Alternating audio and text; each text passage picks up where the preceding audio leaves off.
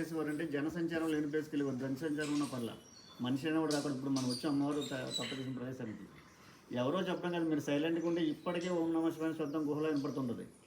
అక్క మహాదేవి అమ్మవారు అంటే ఈవిడ కర్ణాటకలోని శివమొగ్గ డిస్టిక్ ఉడిచాడని చిన్న విలేజ్లో జన్మించింది. వీళ్ళ తల్లిదండ్రుల పేరు నిర్మలా శెట్టి, సుమతి. వీళ్ళు వీరశైలవ మతస్థులు. ఇప్పుడు లింగాయతులు కూడా ఉన్నారు. వీళ్ళని లింగాయతులు అయితే అందరినీ పూజిస్తారు. వీరశైలులు మాత్రం ఓన్లీ భ్రమరాంబ మల్లికార్జున స్వామిని కొలుస్తారు. వీళ్ళు అక్క మహాదేవి తల్లిదండ్రులకు చాలా వరకు సంతానం ఉండదు. వీళ్ళ సంతానం కోసం పరితపించే టైంలో సాధువులు, విద్వాంసులు, వేద పండితులంతా మీరు అధైర్యపడద్దు, మీకు భ్రమరాంబాదేవి అంశి వాళ్ళ ఆడపిల్ల పుట్టబోతుందని చెప్తుంటారు. అయినా సరే వీళ్ళ పిల్లల కోసం సతమతమవుతూనే ఉంటారు. కొన్నాళ్ళకి ఆడపిల్ల పుడుతుంది. పుట్టిన వెంటనే మహాదేవిని నామకరణం చేస్తారు. యోగులు, సిద్ధులందరూ పుట్టిన దగ్గర నుంచి శివ శరణిని పిలిచేవారు. అక్క మహాదేవి అమ్మవారి విద్యాభ్యాసం అంతా బసవేశ్వర గురువుగారి దగ్గర జరుగుతుంది. ఆయన నిత్య శివారాధకుడు. ఆయన అమ్మవారి జాతకం ఇచ్చే వాళ్ళ తల్లిదండ్రులు చెప్తాడు, మీ అమ్మాయికి శివధ్యానం దొరుకుతుంది తల్లి అని. అదే నియమంతో చిన్నప్పటి నుంచి స్వామిని కొలవటం మొదలు పెడతారు. ఆవిడ యుక్త వయసు వచ్చిన తర్వాత మల్లికార్జున స్వామి స్వరూపాన్ని చూసి చేసుకుంటే మల్లికార్జున స్వామిని పెళ్లి చేసుకోవాలన్న దృఢ సంకల్పంగా ఉండేది. అక్క మహాదేవి అమ్మవారు చాలా సౌందర్య రాశి. ఎంత సౌందర్య రాశి అంటే ఆవిడ అందాన్ని చూసి ప్రతి దేశాన్ని పరిపాలించి రాజుల అక్క మహాదేవినే పెళ్ళాడాలనుకునేవాడు. ఎప్పుడు ఆవిడ శరీర సౌందర్యాన్ని చూసి ముడిచిపోయేది కదా, ఎప్పుడు శివారాధనలోనే ఉండేది. కర్ణాటకలో పుట్టి పెరిగింది కాబట్టి కర్ణాటక రాజ్యాన్ని పరిపాలించే రాజుని కౌశిక మహారాజు అమ్మవారి అందాన్ని చూసి తన పట్టపురాణిగా చేసుకోవాలనుకుంటాడు. అనుకున్న తక్షణమే తన మంత్రి చేత అక్క మహాదేవి తల్లిదండ్రులకు కౌరు పంపుతాడు, మీ అమ్మాయిని నేను పెళ్లి చేసుకుంటాను అని. వాళ్ళు నిరాకరిస్తారు. మా అమ్మాయి కారణ జన్మరాలు, ఈ జన్మకు పెళ్లి యోగం లేదు, ఒక శివైకి అంకితం అని చెప్తారు వాళ్ళు. ఆ విషయం మంత్రి రాజుగారితో చెప్తే రాజుకి చాలా కోపం వస్తుంది. ఏంటి వీళ్ళు నా రాజ్యంలో బతుకుతూ నేను పెళ్ళాడదామని నిరాకరిస్తున్నారు, బలవంతంగా అయినా సరే అక్క మహాదేవిని తీసుకురండి, నేను రాక్షస వివాహం ఆడతానని చెప్పి రాజుభటులను పంపిస్తాడు.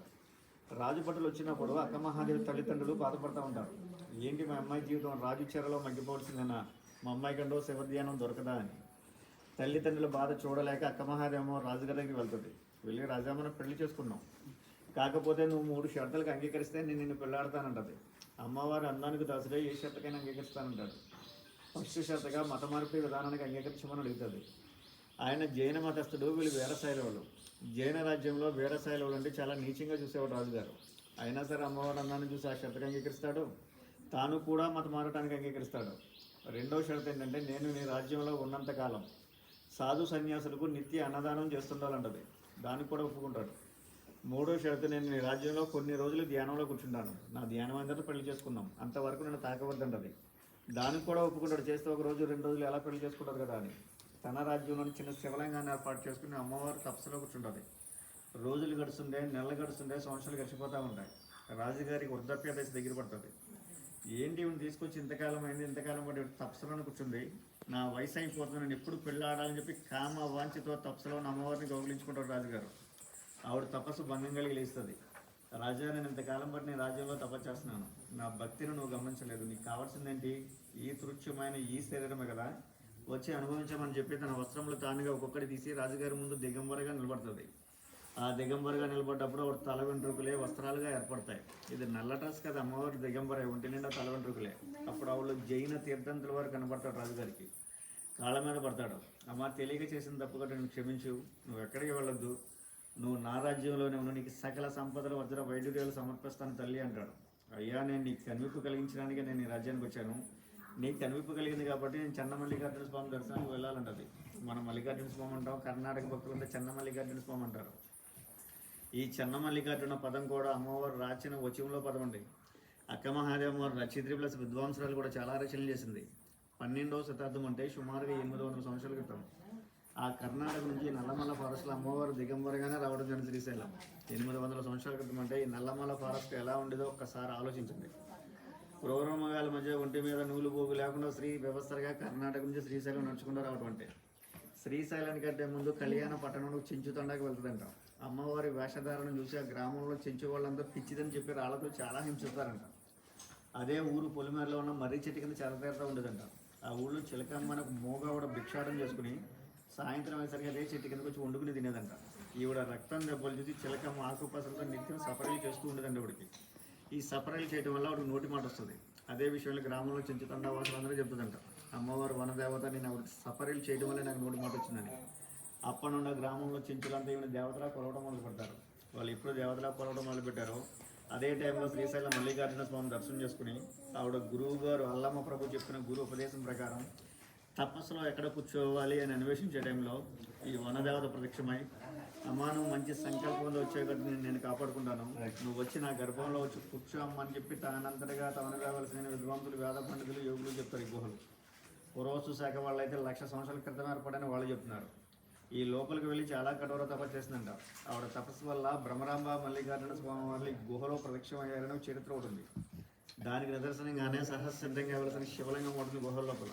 ఆ స్వామి దర్శనానికి ఇంత దూరం వచ్చాం మనం. శ్రీశైలం ఉన్న స్వామిని జ్యోతిర్లింగం అన్నది స్వయంభులింగం అంటది. అక్కడ ఉన్న స్వామికి అయితే మనం అభిషేకాలు చేస్తున్నాం. ఈ లోపల ఉన్న స్వామికి ఎవరో అభిషేకాలు చేయరండి. సహస్రంగా ఒక డ్రాప్ వాటర్ స్వామి వారి మీద పడతా ఉంటుంది. 365 రోజులు ఈ స్వామి అభిషేకం జరుగుతూనే ఉంటుంది. ఆ వాటర్ ఎక్కడి నుంచి వస్తుంది అనే విషయం ఇప్పటికీ ఎవరికి అందుబాటులో ప్రశ్నగానే ఉంది. మెరాకిలకు అద్భుతం. శివుడు అభిషేక ప్రియుడు అనడానికి లోపల ఉన్న స్వామి అనే దర్శనంగా కనపడతాడు. మనం ప్రతి దేవాలయానికి వెళ్తాం.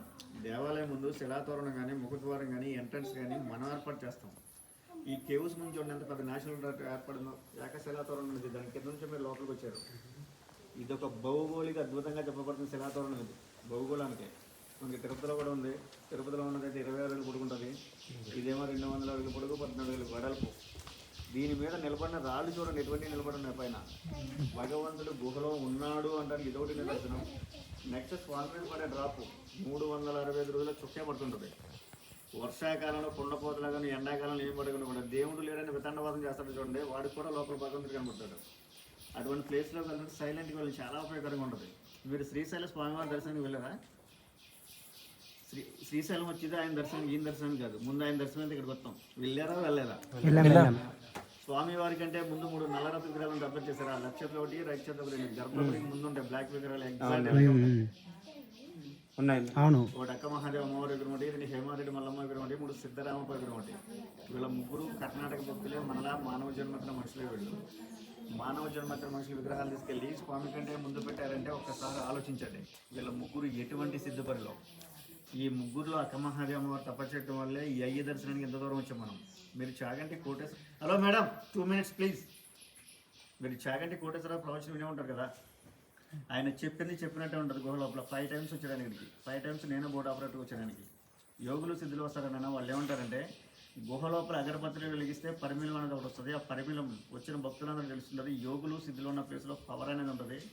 అది ఓన్లీ మెడిటేషన్ చేసే వాళ్ళకి, ధ్యానం చేసే వాళ్ళకి తెలుస్తుంది, వేరే వాళ్ళు తెలియదని చెప్తుంటారు.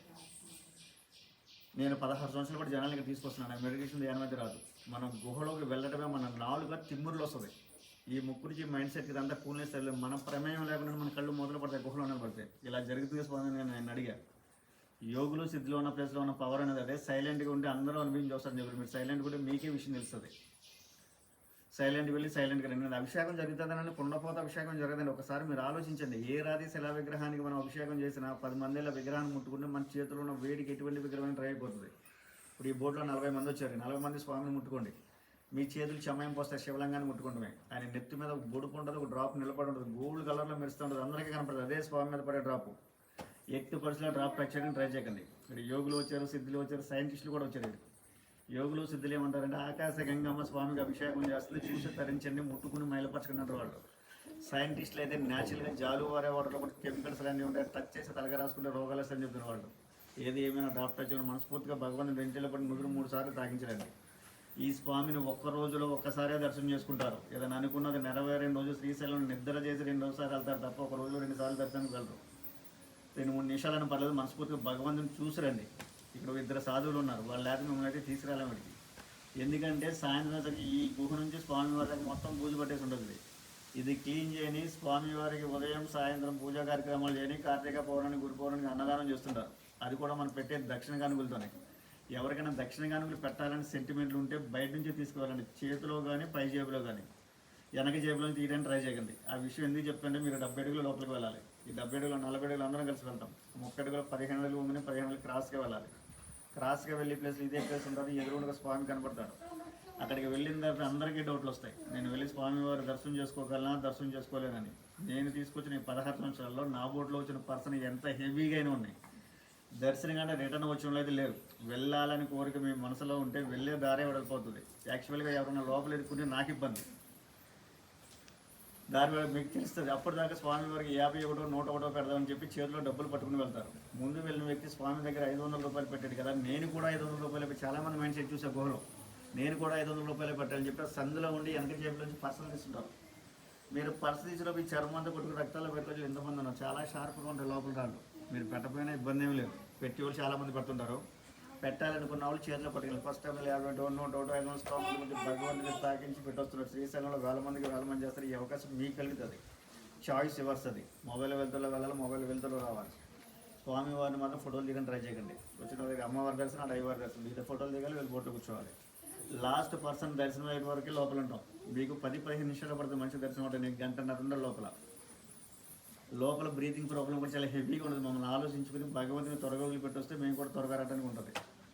ఇక్కడ 2 సాధువులు ఉన్నారని చెప్పాను కదా, మీరు వచ్చింది గబ్బిలేలు ఉన్న ప్లేస్లోకి వచ్చారు. గబ్బిలేలు వస్తుంది, ఒక 30 అడుగుల వరకు వస్తుంది. దాటి లోపలికి వెళ్తే ఇక్కడ ఉన్న సాధువులు స్వామివారికి వనమూలికల పర్సలు కూడా దర్శిస్తారు శివలింగానికి. చాలా అద్భుతమైన పరిమాణం వస్తుంది. ముందు నెల 27వ తారీఖు 3 డాక్టర్లు వచ్చారు దర్శనానికి. వాళ్ళు బోట్లో వెళ్ళేటప్పుడు ఏం చెప్పారంటే, మాస్కులు పెట్టుకెళ్ళమనండి. స్వామివారి దగ్గరికి వెళ్ళినప్పుడు మాత్రం మాస్కులు తీసి బ్రీత్ తీసుకోమనండి. ఆ స్మెల్కి మనలో ఉన్న కొన్ని రుగ్మతలు తగ్గుతాయంట. చాలా అద్భుతంగా ఉన్న పరిమాణం. తీసుకురండి, పైన పడే డ్రాప్ టచ్ చేయకండి. ओके, एक बार सुनो जी, ये एक महादेव माता टैचू है, कर्नाटका शिवमोगा डिस्ट्रिक्ट के आदमी है। माता पिता का नाम